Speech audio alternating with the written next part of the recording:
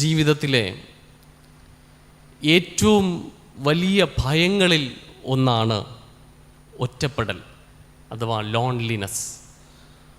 കൂടെ കാണുമെന്ന് കരുതിയവർ ഉപേക്ഷിച്ച് പോകുമ്പോൾ ഉണ്ടാകുന്ന അനുഭവം, ബന്ധങ്ങളുടെ ഇടകളിൽ വിള്ളലുകൾ സംഭവിക്കുമ്പോൾ ഉണ്ടാകുന്ന അനുഭവം, ആരോഗ്യവും സമ്പത്തും നഷ്ടപ്പെടുമ്പോൾ, നിരന്തര പ്രാർത്ഥനകൾക്ക് മറുപടികൾ താമസമാകുമ്പോൾ ഉള്ളിൻ്റെ ഉള്ളിൽ രൂപപ്പെടുന്ന മാനസിക അനുഭൂതിയാണ് ഒറ്റപ്പെട്ടു പോയി എന്നുള്ള തോന്നൽ.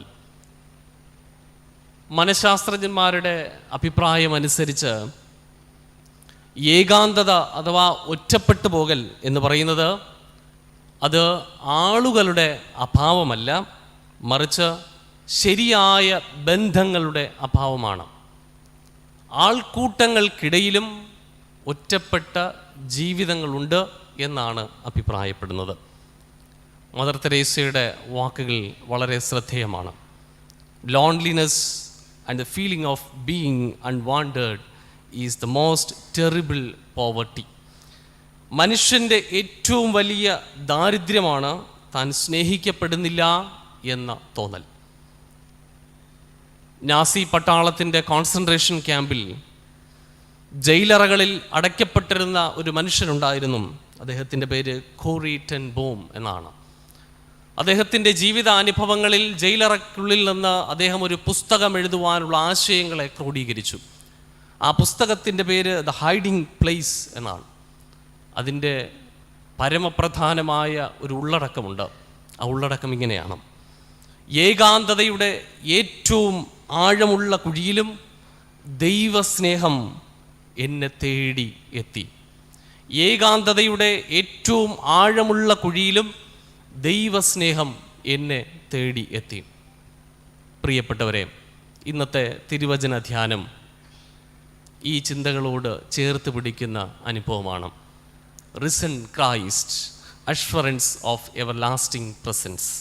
ഉയർത്ത ക്രിസ്തു, നിരന്തര സാന്നിധ്യത്തിൻ്റെ ഉറപ്പ്.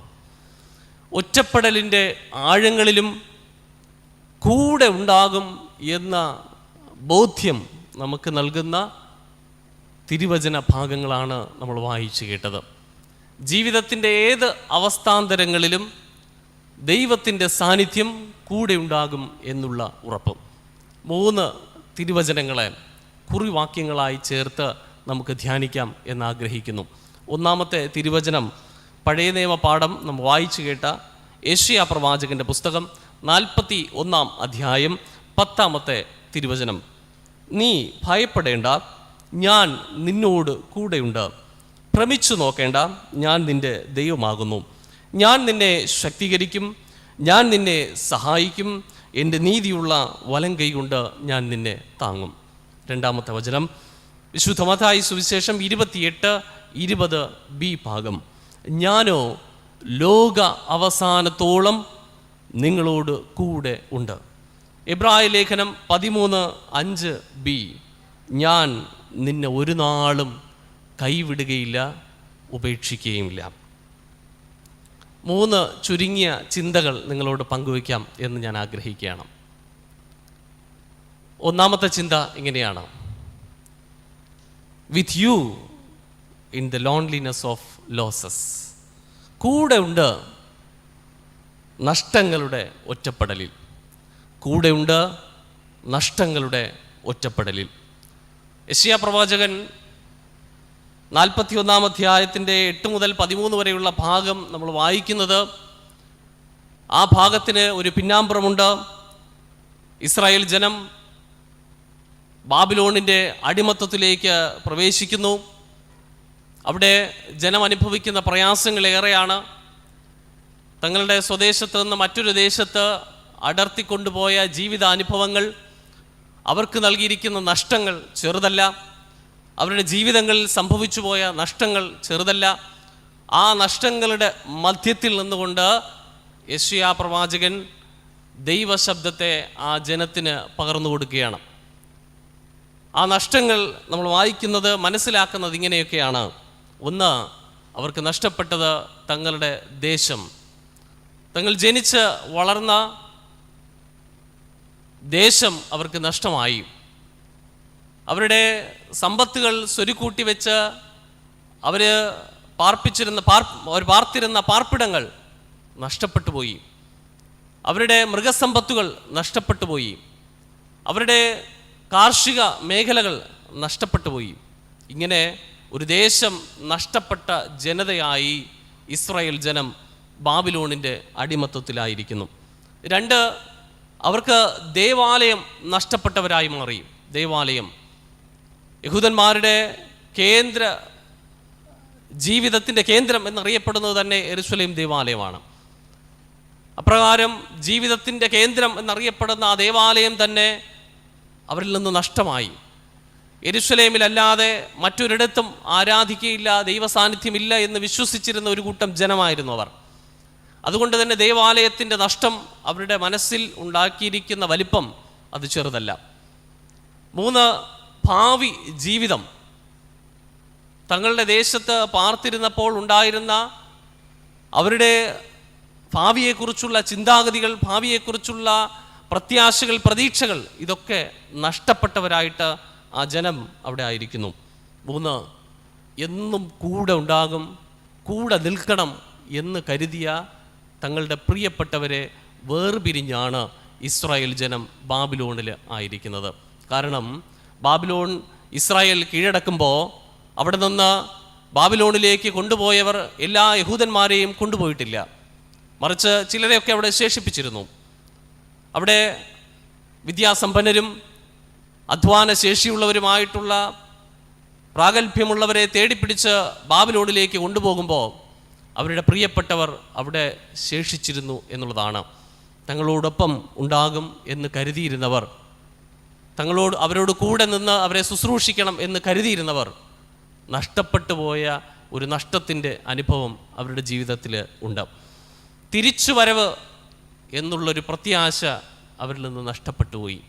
ഇനിയൊരു തിരിച്ചുവരവില്ല, ജീവിതം ഈ ബാബിലോണിൻ്റെ മണ്ണിൽ എരിഞ്ഞു തീരും എന്നുള്ള അനുഭവം, എന്നുള്ള ചിന്ത, തിരിച്ചുവരവെന്ന പ്രത്യാശയെ അവരുടെ ഉള്ളിൽ നഷ്ടപ്പെടുത്തി കളഞ്ഞു.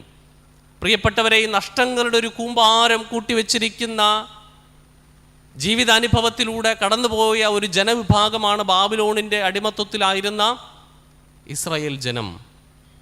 ആ ജനത്തോട് ദൈവശബ്ദം കേൾപ്പിക്കുന്നു, ഞാൻ നിങ്ങളോട് കൂടെയിരിക്കും, ഞാൻ നിങ്ങളോട് കൂടെയിരിക്കും, ഭ്രമിച്ചു നോക്കേണ്ട, ഞാൻ നിൻ്റെ ദൈവം ആകുന്നു. യേശു കർത്താവ് കാൽവരിയിൽ യാഗമായി തീർന്ന, കല്ലറയിൽ അടയ്ക്കപ്പെട്ട് ഉയർത്തെഴുന്നേറ്റ് ചിലരുടെ മധ്യത്തിൽ പ്രത്യക്ഷനായ ശേഷവും അത് മനസ്സിലാക്കിയിട്ടും തൻ്റെ പ്രിയപ്പെട്ടവരെന്ന് കരുതിയിരുന്ന ശിഷ്യന്മാർ ഈ നഷ്ടബോധത്തിൻ്റെ മറ്റൊരു തലത്തിലൂടെ കടന്നുപോയ ജീവിതാനുഭവങ്ങളാണ്. തങ്ങളോടൊപ്പം ഉണ്ടായിരുന്ന ഗുരുനാഥനെ നഷ്ടപ്പെട്ട ഒരു ശിഷ്യഗണം, ഇടയനെ നഷ്ടപ്പെട്ട ആടിനെ പോലെ അലഞ്ഞ ശിഷ്യന്മാർ, അവർ തങ്ങളുടെ ഒരു പഴയ ജീവിത സ്വഭാവത്തിലേക്ക് ഒരു ഉൾവലിവ് അവർക്കുണ്ടായി, ഒരു മടക്കയാത്ര അവർക്കുണ്ടായി.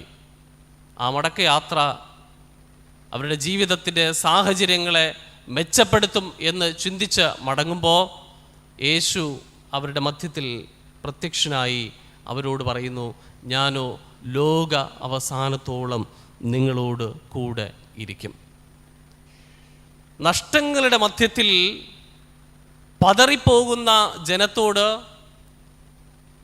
ഒറ്റപ്പെട്ടു പോയി എന്ന് ചിന്തിക്കുന്ന ജീവിതങ്ങളോട് ദൈവശബ്ദം കേൾപ്പിക്കുന്നത് ഇങ്ങനെയാണ്, ഞാൻ നിങ്ങളോട് കൂടെയിരിക്കും, ഞാൻ നിങ്ങളോട് കൂടെയിരിക്കും.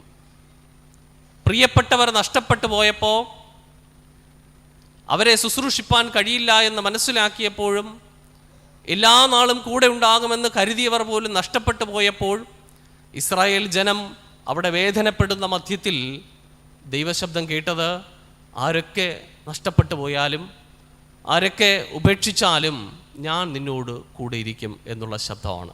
ഞാൻ നിന്നോട് കൂടെയിരിക്കും എന്നുള്ള ശബ്ദം.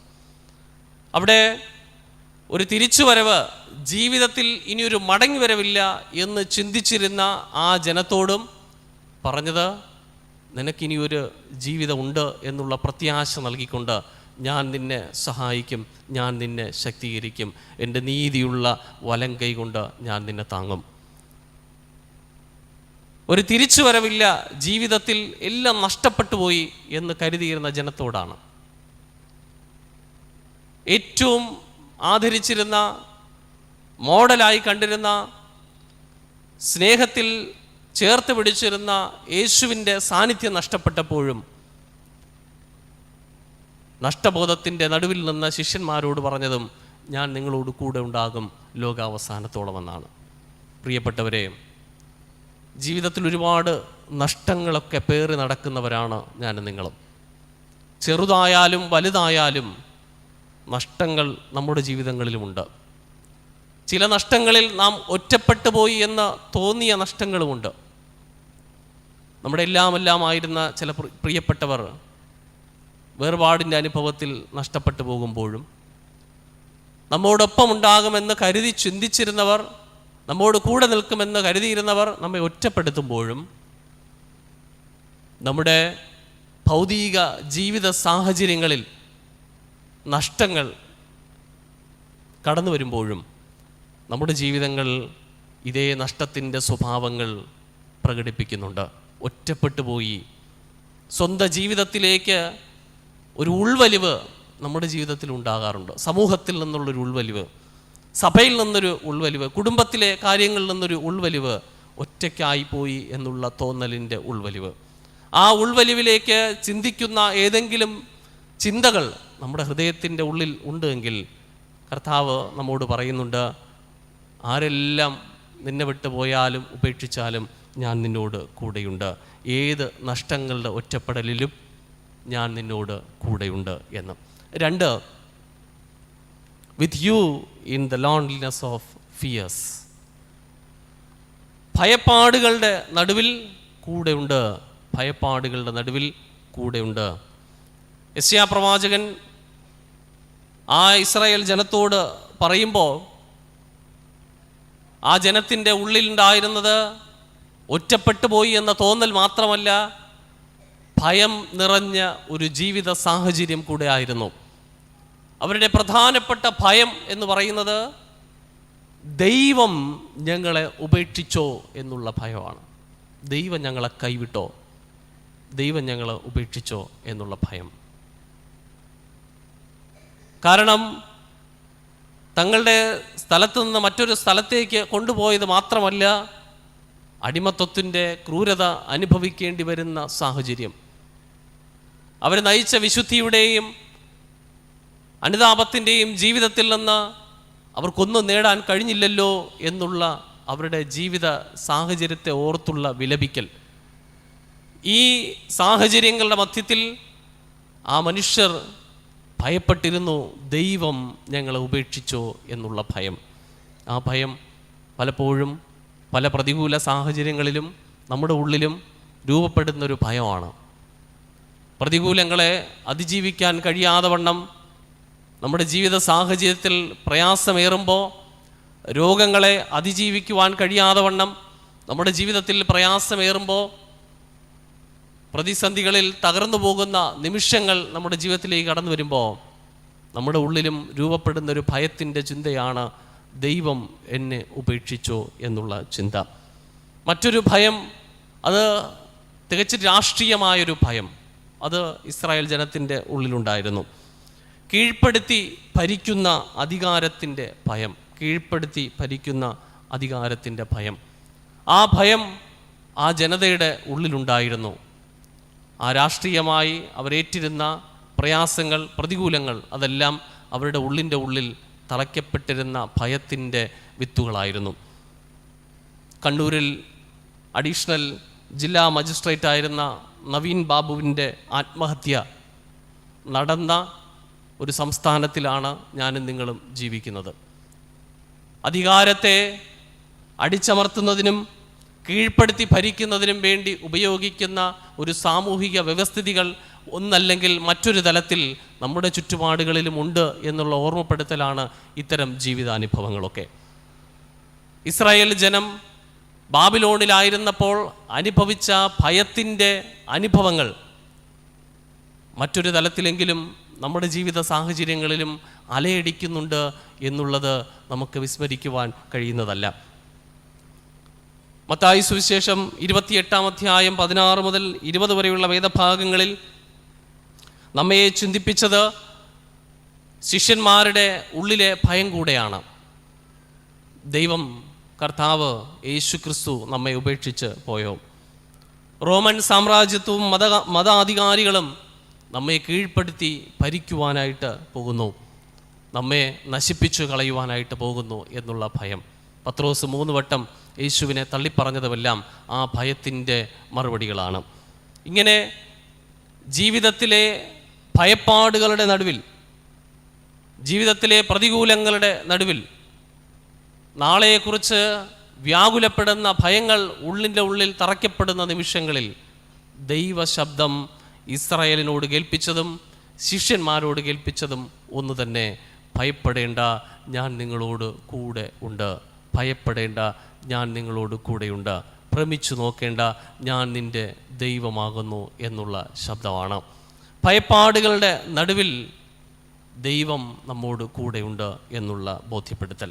മൂന്നാമത്തതും അവസാനത്തതുമായ ചിന്ത ഇങ്ങനെ സംവേദിക്കട്ടെ: ജീവിത യാത്രയിൽ നിരന്തര സാന്നിധ്യം, everlasting presence in the life journey.